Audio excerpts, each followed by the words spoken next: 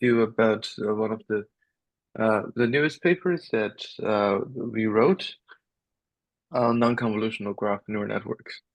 So in today's talk, so first of all, let me very briefly introduce myself. So my name is Yuanqing Wang, and my sort of education and work trajectory is all over the place.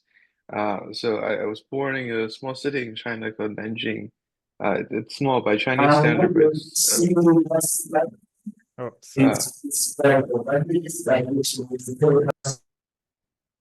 sorry about that. oh, no worries. So I was trained first of all as a synthetic chemist. I did some during my undergrad. I worked in chemistry and I absolutely hated it because it's very repetitive, right? So I worked under a very famous synthetic chemist, and like all we do is just trial and error, repeat, repeat, repeat. And I was frustrated with sort of this lack of decision making or rationality in chemistry. So I would leave chemistry a little bit. I did another undergrad in comparative literature at the University of Michigan, and afterward I moved to New York to complete my MFA in creative writing, and I also got a MBA in business management, and then I moved to Cornell to do my PhD in biophysics, and currently I'm a Simons Center Fellow and the Schmidt Science Fellow, which is basically like an independent fellow where I can do stuff that I want, and nobody really cares what I'm doing at NYU. So I think it'd be interesting if you have like collaborations, projects, or ideas you want to chat. I'm completely open. So in today's talk, I'm going to talk a little bit about sort of, first of all, the introduction of graph neural networks, how it works, the mechanisms, and second of all, what is wrong with all the GNNs that we have currently. Uh, you will see that currently there are lots and lots of problems, and those problems are what we are trying to solve in the rest of the paper. And the third part of the paper, the third part of the talk, I'm going to briefly talk about the solution that we propose, which is called random walk with unifying memory, or ROM. So it is a GNN that completely gets rid of the convolution operator. So it doesn't have convolution anywhere in the architecture. It uses this random walk generated embeddings to directly embed the uh, the structure of the graph as well as the semantics of the nodes. And the node embedding is composed with just the expectation of the random walk generated embedding with walks terminating at each node. So you'll see that this is actually a very powerful representation, as we'll show theoretically and experimentally. Okay, to start, let's take a look at the formulations of contemporary GNNs or graph neural networks. It can be most generally written as the equation above, where you'd say, okay, the nodes are composed of uh, an update function worked on node embedding itself, xv, and a aggregated neighborhood embedding. So the rho is an aggregation function, something like mean or sum or max. The signature of the function requires that it would map a set of elements to something that looks like the dimensionality of one element in the set. So usually it's just the mean or max. Um, so if you do have either mean or max as your aggregation function, you can simplify your formulation as the equation below, which is the most general or most common form, but not the most general form of GNN, where your new node representation can be compactly written as uh, the activated left multiplication of your adjacent matrix. So this A operator here is problematic because if you're familiar with Laplacian smoothing, well, you'll see that this is just your good old Laplacian smoothing operator, right? And it has all of the the good things and bad things associated with Laplacian smoothing. So it will make all of your node embeddings more and more similar. So your nodes will so after several rounds of message passing, your nodes will be smooth, so that you have this cluster effect. But on the other hand, just by definition, you will also have a lot more similarity among nodes because your neighborhood is averaged. We'll talk about this in more detail. So the symptoms associated with Laplacian smoothing are the symptoms of convolutions because they're effectively the same thing.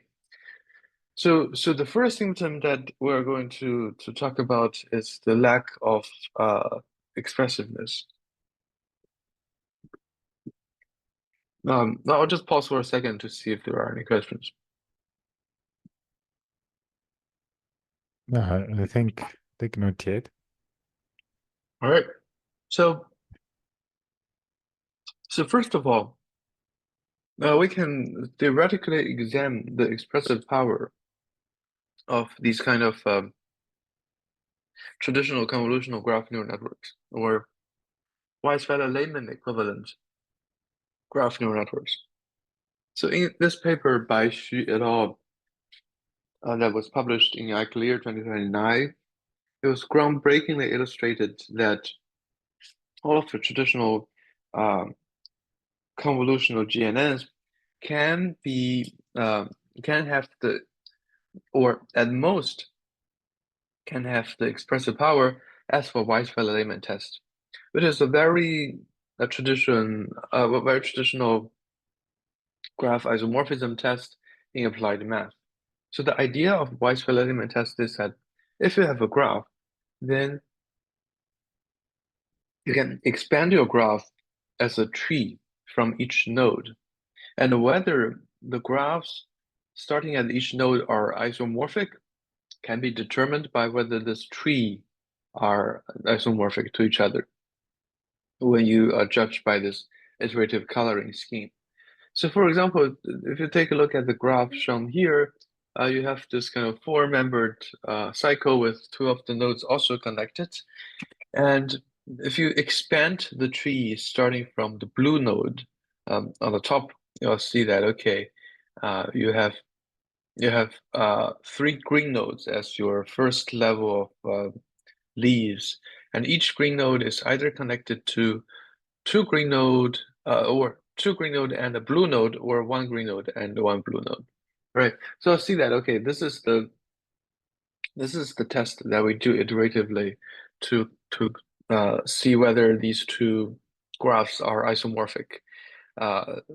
So in this paper, it's shown that, okay, there are no GNNs or convolutional GNNs that can be more expressive than a Weisfeiler-Lehman test. So what that means is that all of the traditional GNNs, they cannot tell these two graphs apart. So on the left, it's a graph that's disconnected with two three-membered rings. And on the right is a connected graph with six-membered rings. And for all of Weisfeiler-Lehman tests, you'll see that if you start this tree expansion from each blue node, all of your tree, all of your leaves, all of your children, iteratively are just going to be two identical blue nodes. That doesn't change with time, right? You write down this binary tree, you'll realize that this is the case. So if you do this isomorphism test on the left or on the right, it's going to end up exactly the same. So this tells us that, okay, Weisfeiler-Lehman test can't tell these two nodes apart or two graphs apart. And as a result, it can't tell so as a result, all of the traditional convolutional GNNs can't tell these two apart. And then this is deeply troubling, especially for someone coming from the chemistry application side. If you wanted to use these techniques for physical modeling, then necessarily there are a lot of motifs that are very interesting in physics and in chemistry, for example, ring size or loop size, that cannot be easily realized by Weisfeiler-Lehman traditional convolutional GNNs. So this is a huge problem to start with. And because we have a bit of time today, we can go into some details and realize that there are cases where you just can't tell any graphs apart, or graphs that Weisfeiler-Lehman test can tell apart, but traditional GNNs cannot. So this depends on your choice of your aggregator. This also depends on the underlying support for the node embeddings. Um, all right, so that's one of the issues. And the second issue that's equally interesting, I think, is this behavior called oversmoothing. So what oversmoothing means is that after iterative convolutions, or again Laplacian smoothings, you all have more and more similar node representations, right? So so this is just, I think this is a Cora graph, or some random social graph that doesn't really matter in this very classical 2018 paper, where you start with a node embedding that's everywhere, and you apply your GNN on it iteratively. And you'll see that when you have sufficiently many layers at, for example, the 99th layer, you'll see that all of the node representations or embeddings are very similar to each other. So they will dwell on this very thin subspace uh, that's almost like linear, right? So you can actually prove that this subspace is only determined by the structure of the node, but not the node embedding at the beginning. So, or in short, this just makes all of the nodes indistinguishable if they have the same structure but different semantics. This is also hugely troublesome, right? So, one of the reasons is that if we wanted to realize a lot of long-range interactions, then we would necessarily need to have more layers of convolutions. But more layers of convolutions also correspond uh, to more similar node embeddings, so the nodes can be told apart. Right. So if you quantitatively measure this intuition, you'll see that if you plot the Dirichlet energy, which is just a normalized the distance or L2 distance among your nodes, you'll see that it decays exponentially uh, to zero. So again, this is hugely problematic because when you have a deep layer, where when you reach like eighth, 16th layer, then you can't tell any of the nodes apart. Okay, and a somewhat similar but also a bit distinct problem is called over squashing. So over smoothing means that the nodes become similar. Over squashing means that the node is no longer sensitive to a faraway node. So if you look at this equation here, and if you were to write on a sensitivity analysis, or the magnitude of the derivative of a faraway node with regard to a faraway node, you'll see that this also decays exponentially, or geometrically. So the reason is that if you think about this tree expansion again, so all of the leaf nodes are going to push information toward one node in a well-connected graph. Right, so if this is a binary node, and naively you have this identity as your activation functions, etc.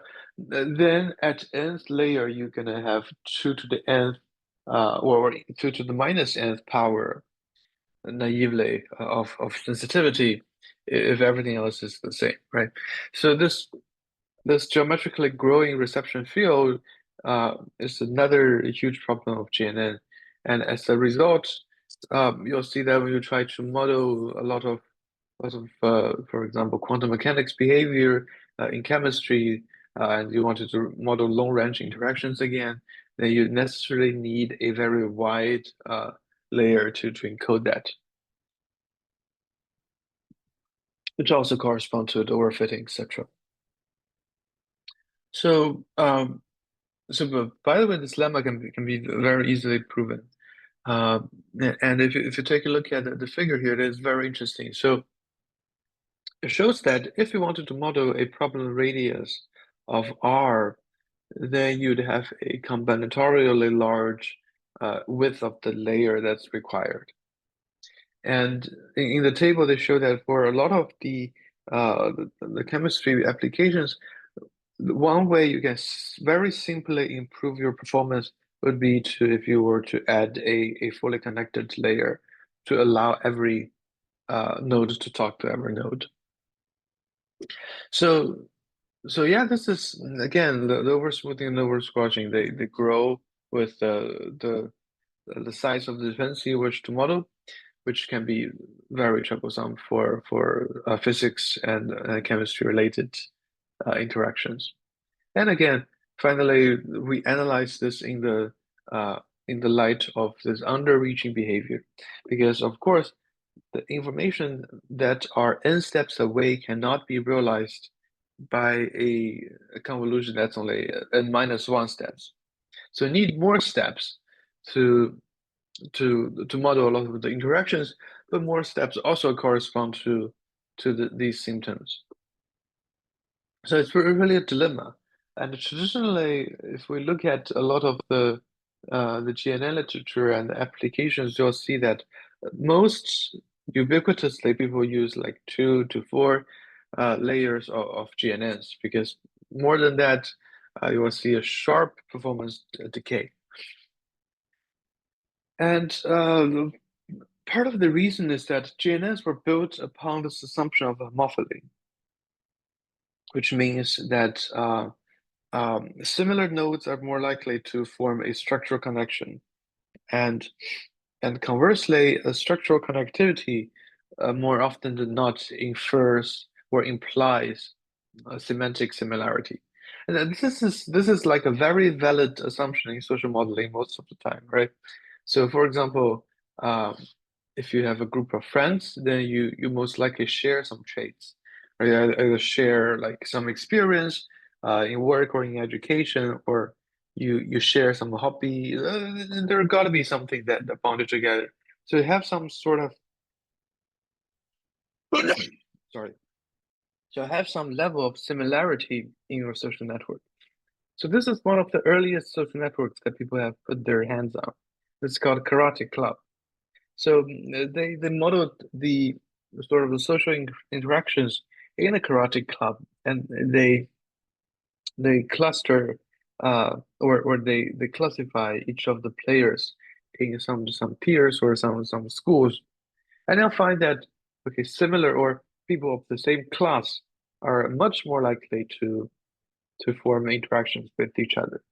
And of course, this behavior is everywhere. But there are cases where this assumption is not valid. Right? The most interesting example, I guess, is this homosexual dating or heterosexual dating, which I worked on a little bit when I was an intern at Facebook, where we try to match people. And at least in the United States, about 85% of adults choose to date someone from the opposite sex. So of course they're bonded by something that's dissimilarity rather than similarity.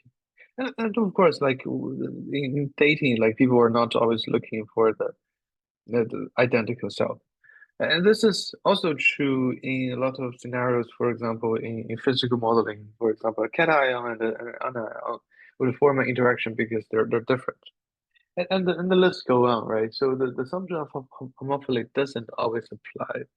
And as a result, this convolution or this Laplacian-based smoothing might not be the best choice all of the time.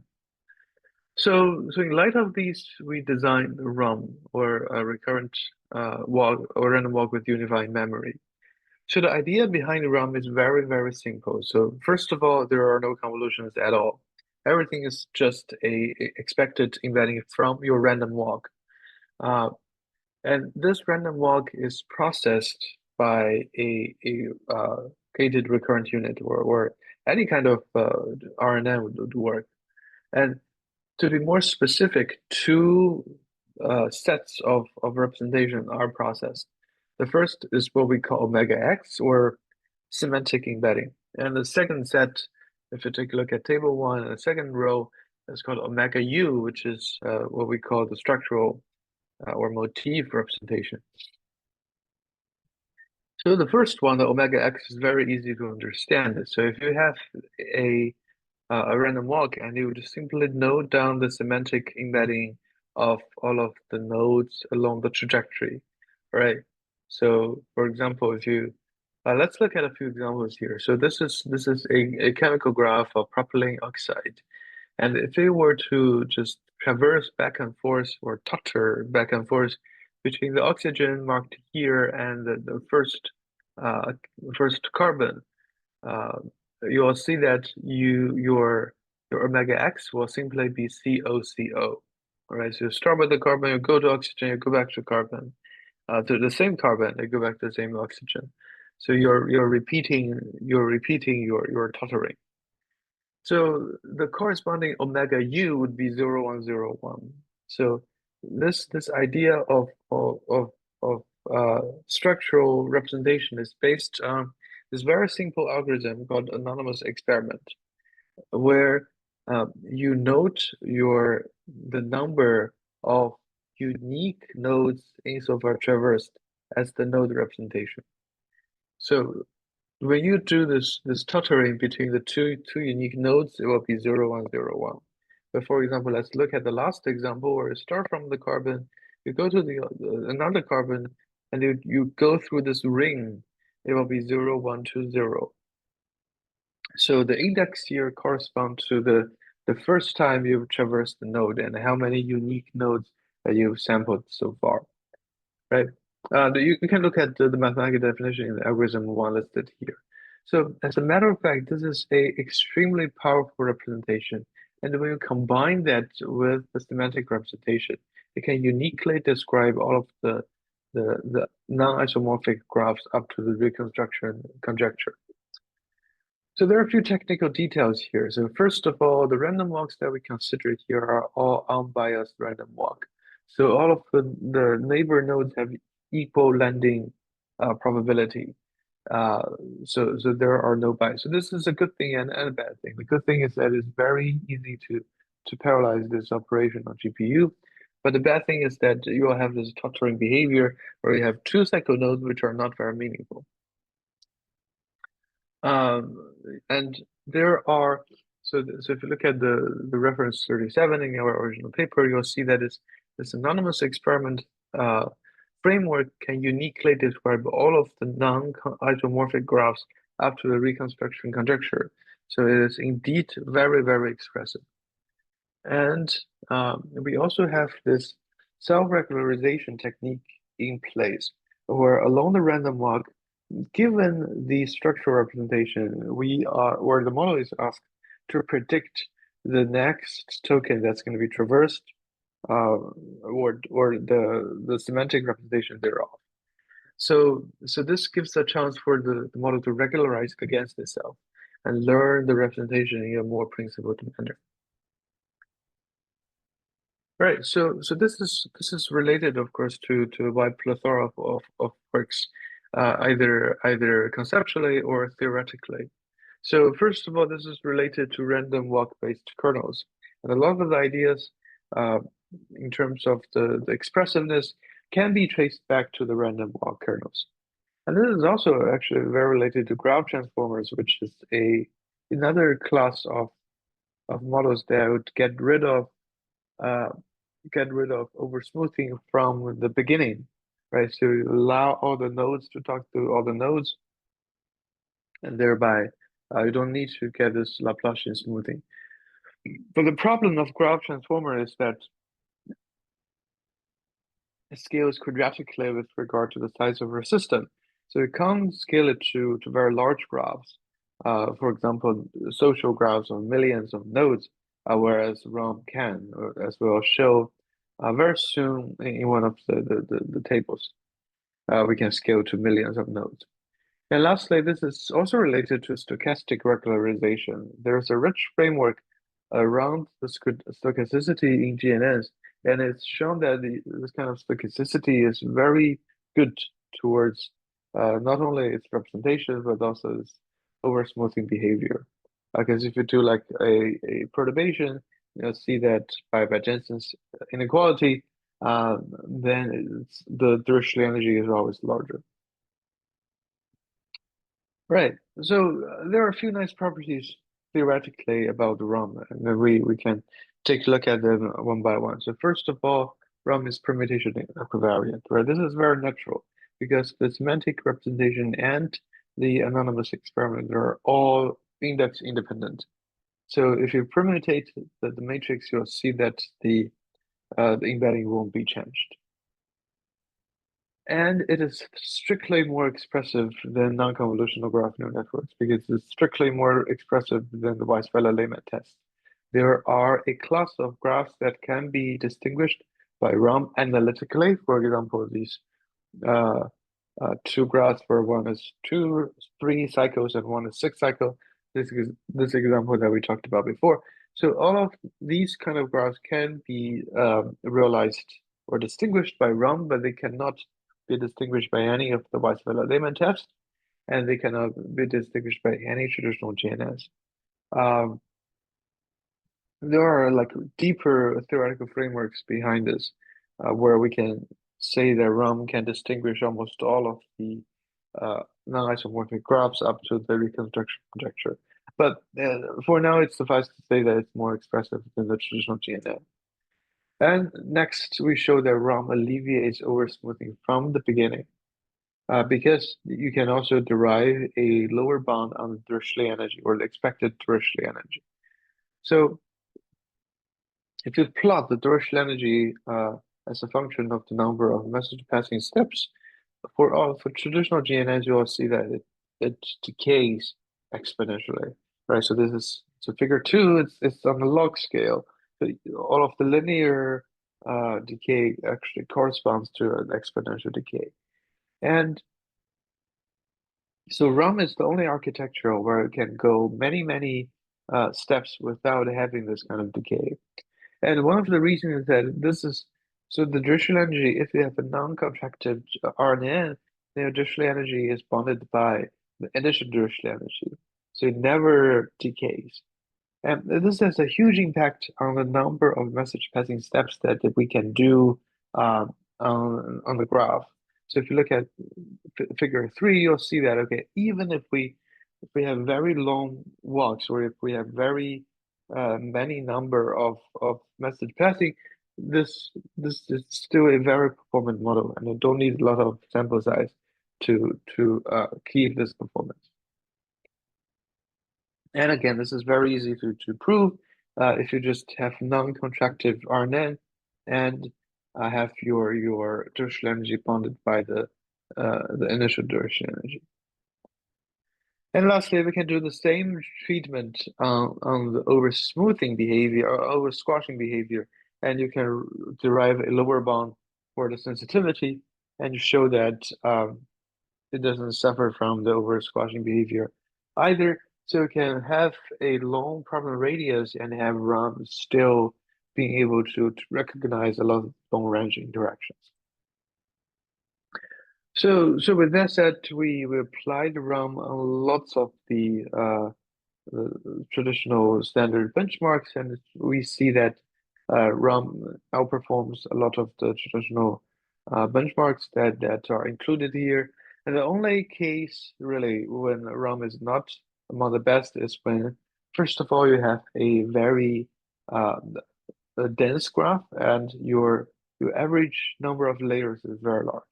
And this is easy to sort of understand, right? Because when you have a very dense graph, a very densely connected graph, then you have a lot of nodes connected to each node. So your random walk will be of high variance. And this is the reason why ROM can be very performant. So we have a question here. So in cases we have homophily over smoothing switching happen with minimal number of layers.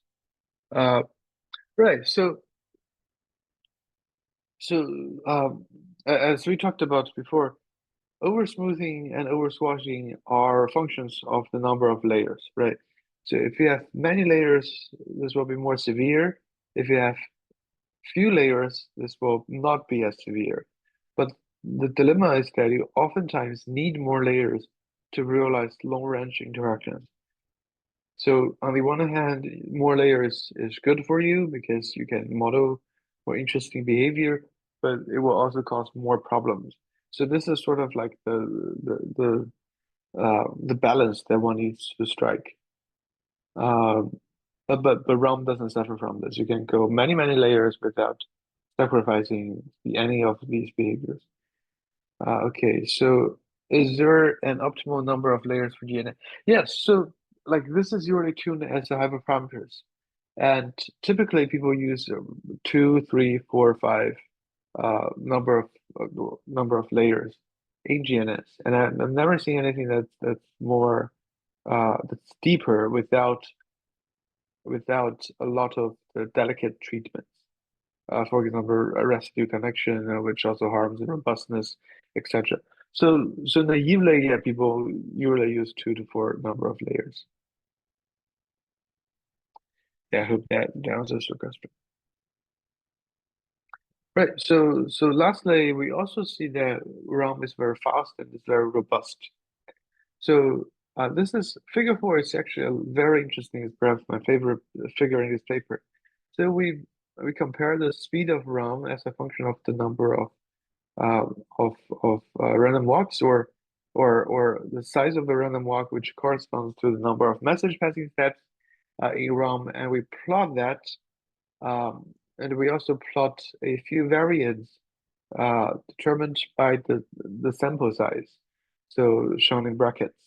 So we tested ROM with just 1 sample, 2 sample, 4 sample, 8 samples, and we compared that with the most traditional GCN and GAT. And we see that ROM is very fast on GPU, but not CPU. So why is that the case? Because if you did the complexity analysis of ROM, you'll see that it scales linearly with regard to the sample size. Right? So you have lots of repetition in your sample size. So this, on the onset, it seems that this is a very wasteful solution, right? And it is indeed the case for CPUs. You waste a lot of time, a lot of effort in this compute. However, in CUDA, and we can't claim any credits because in CUDA, all of the RNN steps are already very aggressively optimized. So you don't need any of sort of the sparse kernels specialized for GNNs. Everything's already made for you in CUDA. So it is fairly fast when you have a GPU implementation. And lastly, it's very robust with regard to the perturbation. Right. So it has lots of limitations as well, right? So all of the architecture will only be applied or only be fulfillment on the subset of problems. So first of all, in this paper, we only consider unweighted and undirected graphs. But of course, you can expand this framework to weighted and directed graphs easily. And as we talked about before, if you have a very dense graph, then this is not a very good architecture. And because we have unbiased random walk, so it doesn't exclude these 2 cycles. So you can go to a node and then immediately go back. They have this tottering behavior. That doesn't mean a lot for your graph structure because all of the graphs can have this tottering behavior. So you just waste compute and you waste representation on these tottering. But unfortunately, there are no easy ways to counteract if you didn't want to use a specialized implementation. And lastly, we only consider unbiased random walk, which is one of the, well, I guess this is related unweighted graph and unbiased random walk. It's basically the same thing. So with that, I would like to thank all of my funding agencies, including Schmidt Science and the Simon Center at NYU, sponsored by the Simons Foundation for the bread and butter, and most specifically the computer resources at Memorial Kettering Cancer Center. So now I'd like to thank you also again for your attention, and I'll be open to any questions you might have. Thank you, Dr. Wang. My first question It's about at a practical, an implementation level Right. of RAM. I'm wondering, uh, we are implementing a recurrent neural network, uh, but but also we are implementing the random walks like from one node to another, and the function of the RNN is to capture these previous nodes that we've moved through. Right. Yeah, precisely. Yes, yes. So we know that RNNs tend to do bad on distant sort of information. Yes, And yes. so I'm wondering, didn't that like sort of affect the performance of the algorithm? Because once the graph becomes deep, I'm assuming that we are going to forget some of the distant nodes that we have walked Of through. course. Yes. Yeah, this is, thank you so much for the discussion. I think this is a very, very interesting question. And uh, we have to understand that there are, so these are two different of deteriorations. So you mentioned that, okay, RNS deteriorate and your GNNs also deteriorate, right? But they deteriorate at different rate. Let me pull up this slide again.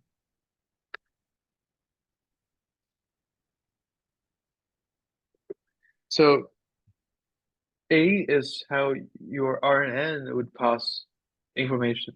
So you forget linearly because like linearly you add more representations.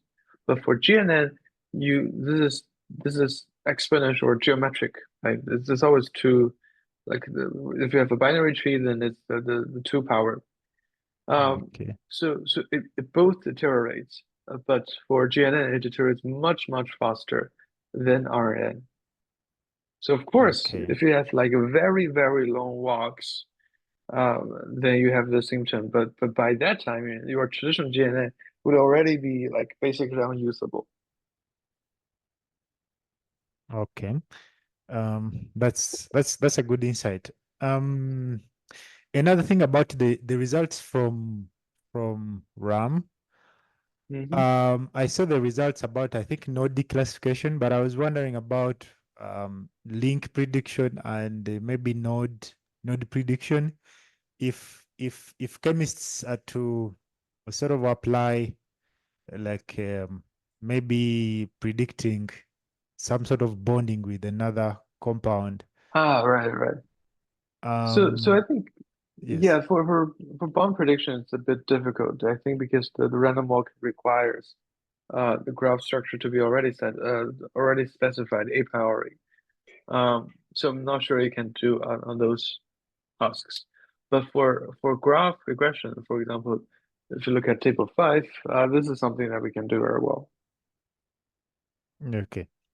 I'm thinking at the basic level for guys here who they are students from chemistry, maybe and Hmm. maybe mathematics. If they wanted to pick up this and maybe apply in some of the work they're doing, we're talking about classical chemists, like maybe someone is doing the masters in organic, some sort of chemistry. Right. Um, what advice can you give to them, maybe in a way they can interest themselves in RAM and graph Ah, neural mhm. networks at large? So I think this is basically just plug and play. So this is very similar in terms of like engineering to your traditional GNN. So any problem that you can apply traditional GNN on can probably be replaced by ROM as well.